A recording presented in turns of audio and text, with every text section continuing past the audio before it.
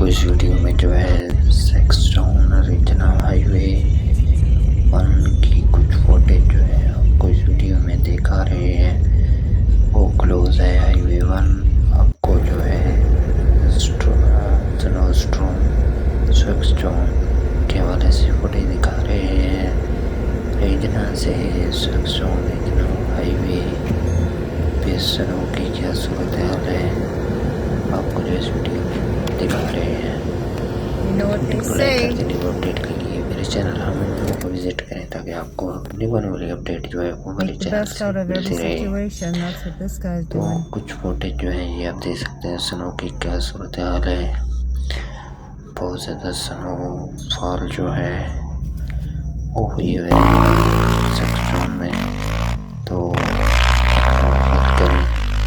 Driving जो है बहुत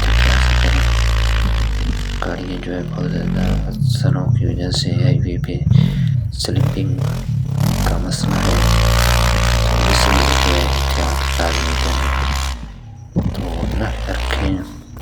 और जो अपडेट के लिए मेरे चैनल हम इन्फो को याद रखें ताकि आपको नहीं बने वाली अपडेट जो है वो मेरे चैनल से That's what you do in मिलती northeastern रहे। Saskatchewan when the first तो snow आपको जो comes. है ये कुछ फुटेज हैं ये दिखाए हैं ताकि आप तक जो है अपडेट रहे।